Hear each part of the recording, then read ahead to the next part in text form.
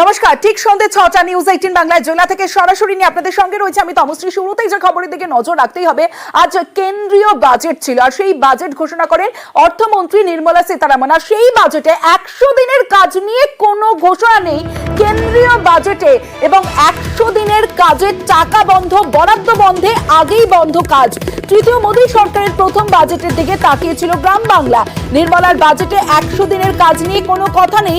হতাশ খেটে খাওয়া সাধারণ মানুষ। সরাসরি চলে যাব রাজ্যের এমন একটা জেলা থেকে। এই মুহূর্তে আমি সরাসরি কথা বলবো ইন্দ্রজিৎ, আমাদের প্রতিনিধি পুরুলিয়া, যেখানে ইন্দ্রজিৎ, যে পুরুলিয়া এমন একটা জেলা যেখানে পরিযায়ী শ্রমিকের সংখ্যা সব থেকে বেশি, এবং কোভিডের পরে আমরা দেখেছিলাম যাতে পরিযায়ী শ্রমিকদের অন্য রাজ্যে না যেতে হয়, অন্য কোথাও না যেতে হয়, তার জন্য ১০০ দিনের কাজকে গুরুত্ব দেওয়া হয়েছিল। সেই বরাদ্দের বন্ধ, কি বলছেন তারা?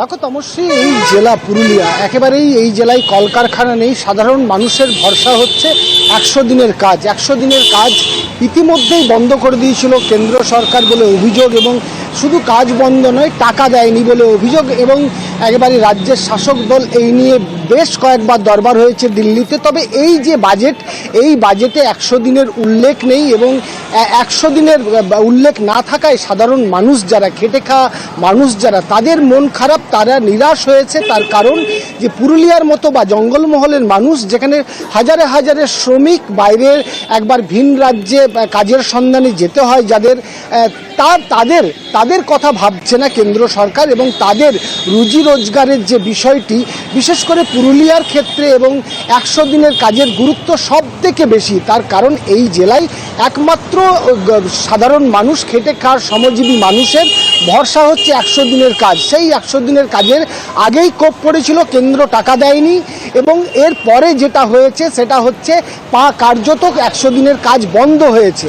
এই বাজেটের দিকে চেয়েছিল একেবারেই জঙ্গলমহলের শ্রমিকরা বা সাধারণ মানুষ, খেটে খাওয়া মানুষ, কিন্তু বাজেট কার্যত নিরাশ করেছে, তাই তাদের মন খারাপ। তার কারণ যে এই বাজেটে একেবারেই তাদের অভিযোগ বড়লোকদের বাজেট, নেতা মন্ত্রীদের বাজেট। এই বাজেট সাধারণ মানুষের বাজেট নয়, খেটে খাওয়া মানুষের বাজেট নয়। যাদের ভোট নিয়ে সরকার গড়ছে, যাদের ভোট নিয়ে নেতা মন্ত্রী তৈরি হচ্ছে, কি তাদের কথা ভাবা হচ্ছে না, তারা বঞ্চিত হচ্ছে, ১০০ দিনের কাজ পাচ্ছে না। এবং এই বাজেটে একটা আশা করেছিল যে একটা হয়তো কিছু শোনা যাবে, আশার আলো, বা সাধারণ মানুষ বা ১০০ দিনের কাজের বাজেটের ক্ষেত্রে অনেকটা গুরুত্ব দেওয়া হবে বা তার কথা বলা হবে, কিন্তু কোনো নাম গন্ধ নেই। ফলে সাধারণ মানুষ একেবারেই নিরাশ হয়েছে, বিশেষ করে পুরুলিয়ার জঙ্গলমহলের মানুষ বা শ্রমজীবী মানুষ নিরাশ হয়েছে। তমশ্রী, বেশ ইন্দ্রজিৎ, আমাদের কোনো কাজ নাই, ১০০ দিনের কাজ বন্ধ, আর কোনো কাজ নাই, বাইরে বাইরে খাচ্ছিয়ে যেতে ওই ছেলেছিল খাচ্ছিয়ে এসেছেন। আশা তো করেছিলেন, তো কই হইলো তো নাই। আমাদের ধরুন ১০০ দিনের কাজ নেই, আমাদের গ্রামে গঞ্জে কোনো কাজের উন্নয়ন নেই, বাজেট এগুলো হওয়া দরকার। কাজ করি পাই তো খাই না, 100 দিনের কাজ তো বন্ধই আছে, আর থাকবে কেমন হয়েছে বন্ধ। বাজেটে আপনাদের কপালে কিছু নেই? না, কিছু নাই, সব ঠকঠক এখন। আর আমরা কোনো জঙ্গলমহল ফেসিলিটিও নাই, জঙ্গলে ভোট দিছি কিন্তু কোনো ফেসিলিটি পাচ্ছি নাই। এই জন্য কি আপনাদেরকে বাইরে কাজ করতে যেতে হয়? বাধ্য হয়ে, নাহলে কি করে সংসার চলবে?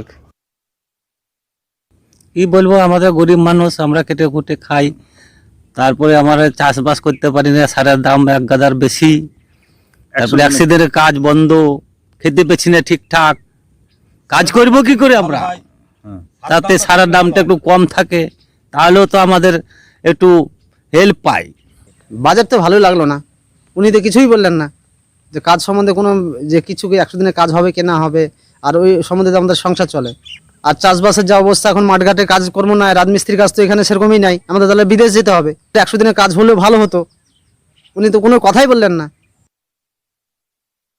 দিনের প্রকল্প নিয়ে কোনো সেন্ট্রাল গভর্নমেন্ট কোনো আলোচনাই করেনি। আগে তো টাকা পয়সা পাইনি, আমরা নতুন কোনো কাজকর্ম পাবো কি পাবো না, এর মধ্যে কোনো আমরা আলো দেখছি না। এভাবে আমরা এখন ভিন দেশে রাজ্যে যে আমাদের কাজকর্ম করে খেয়ে বাঁচতে হয়। এই যে ১০০ দিনের কাজ হতো, আমরা বাইরে যেতাম না, গ্রামে গঞ্জে কাজ করতাম, কিন্তু হচ্ছে না, তার কারণে আমরা বাইরে যেতে হচ্ছে। আজকে যদি ১০০ দিনের কাজের একটা বিল পাস করতো, তাহলে আমরা গরিব মানুষ এখানে খেতে পারতাম, এবং আমরা নিজের বাড়িতেই ছেলে মেয়ের সাথে থাকতে পারতাম। এগুলো না হয়ে আমরা এখন গ্রাম ছেড়ে আমাদের বাইরে যেতে হবে। ভারতীয় অর্থনীতির অন্যতম ভিত্তি হচ্ছে কৃষি, আর সেই কৃষিতেও আজকে যে বাজেট ঘোষণা হয়েছে সেই বাজেটে হতাশ মানুষজন। অন্যদিকে কর্মসংস্থান, এই দুটোই অত্যন্ত গুরুত্বপূর্ণ বিষয়। আমাদের দু জায়গা থেকে দুই প্রতিনিধি রয়েছে, আমার সঙ্গে রয়েছে প্রিয়ব্রত এবং পার্থ। আমি প্রথমেই প্রিয়ব্রতর কাছে যাব। প্রিয়ব্রত, ভারতীয় অর্থনীতির অন্যতম ভিত্তি হচ্ছে কৃষি, আর সেই কৃষিক্ষেত্রে উল্লেখযোগ্য কোনো ঘোষণা নেই। সারের মূল্য বৃদ্ধি, ফসলের দাম না পাওয়া নিয়ে এমনিতেই নাজেহাল কৃষকরা। বাজেট নিয়ে আজ তারা কি বলছেন, কি প্রতিক্রিয়া তাদের?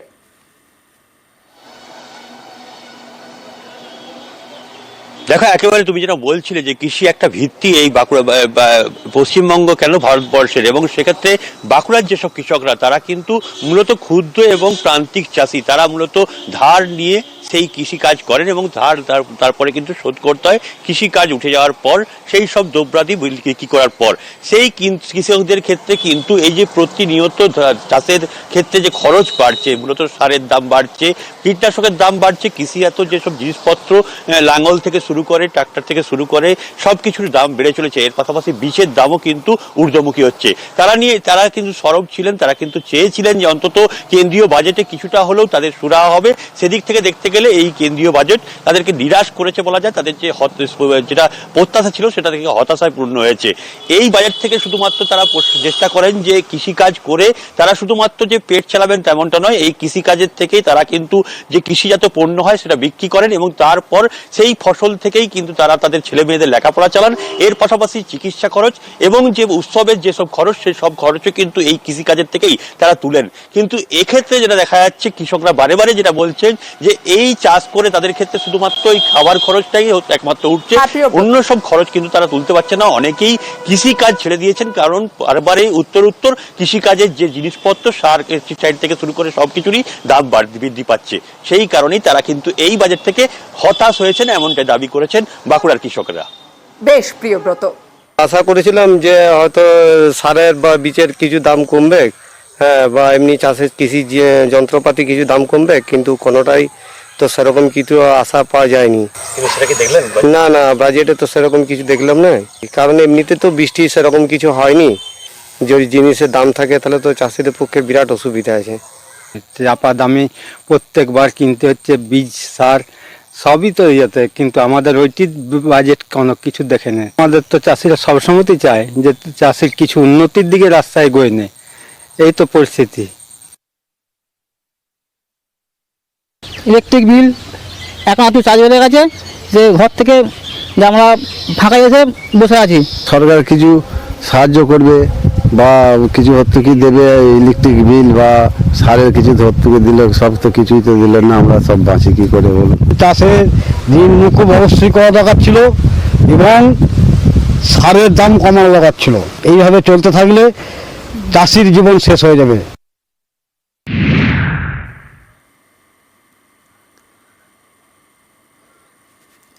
আজকের এই বাজেটে স্বপ্নফেরি কেন্দ্রের অনেক স্বপ্ন দেখানো হয়েছে, যারা চাকরি দেবেন তাদেরও স্বপ্ন দেখানো হয়েছে এবং ইন্টার্নশিপেরও ব্যবস্থা করা হয়েছে। পার্থ রয়েছে আমার সঙ্গে, পার্থর সঙ্গে কথা বলবো। পার্থ, আজকের এই বাজেটে চাকরি প্রার্থীরা তারা কি সন্তুষ্ট, নাকি তারা কোনো আশার আলোই দেখতে পাচ্ছেন না?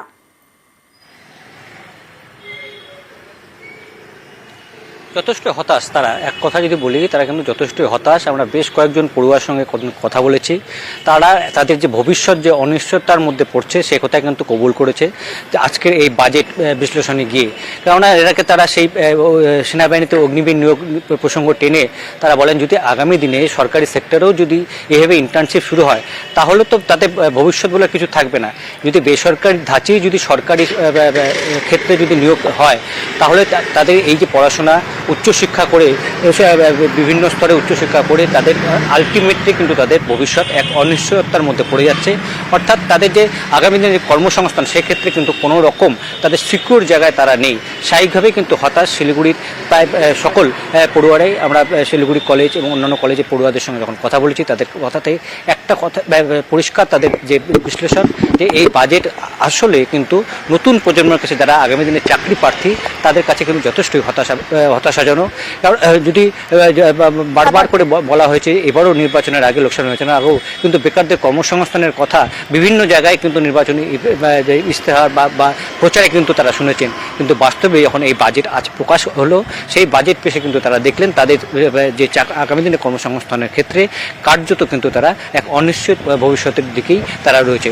স্বাভাবিকভাবে কিন্তু হতাশ শিলিগুড়ি সহ উত্তরবঙ্গের এই আগামী প্রজন্মের যারা চাকরি প্রার্থী, এবং তারা এক কথায় যে এই ধরনের বাজেট তাদের পক্ষে কখনোই কিন্তু হিতজনক নয়, স্বাভাবিকভাবে কিন্তু সে কথাই কিন্তু কবুল করেছে এই বেশ বোঝা যাচ্ছে চাকরি পার্থ। প্রার্থীরা।